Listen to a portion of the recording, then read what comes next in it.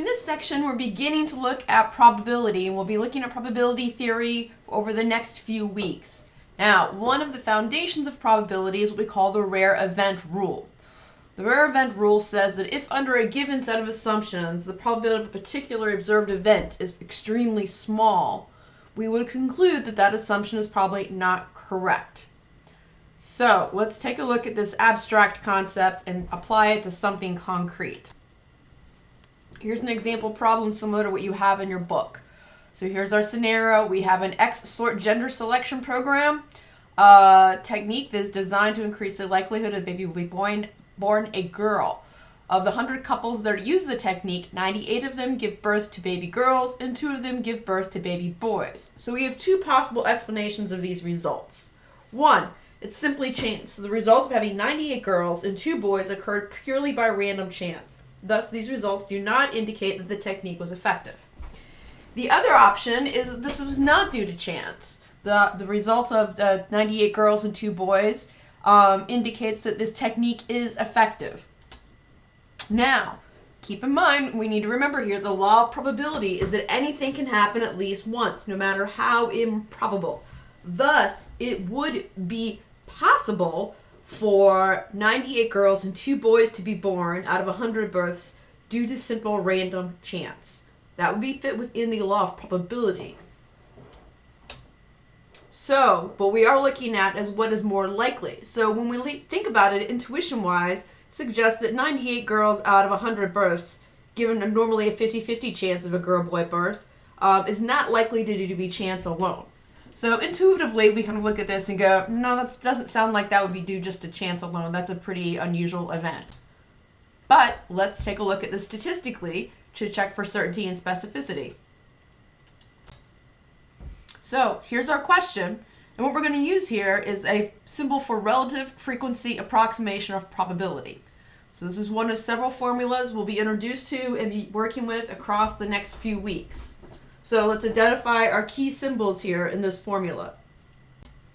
P denotes a probability. So anytime you're seeing P followed by the parentheses with an inclusion, that tells you that we're talking about some type of probability. A denotes a specific event. So in this particular case, it would be the birth of a baby girl. So in this case, we would say A equals birth of a baby girl. This P of A here denotes the probability of event A occurring. So in this case, it's the probability of giving birth to a baby girl when using the sort technique.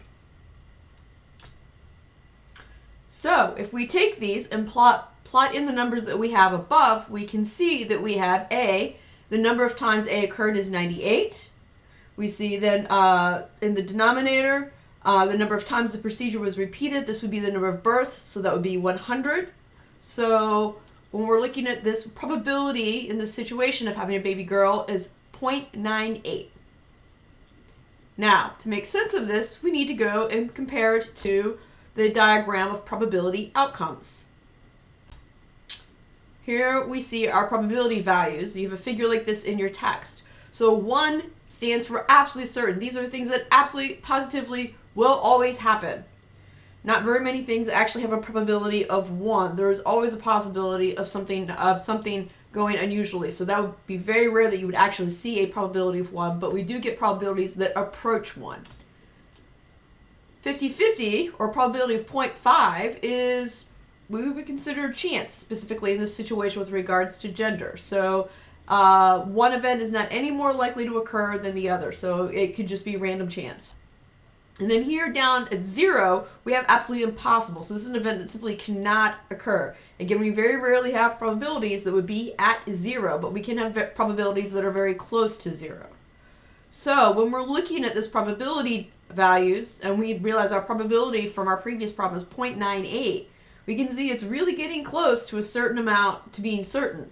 So going back and looking at our problem, a 0.98 probability is much greater than the 0.50 probability of random chance.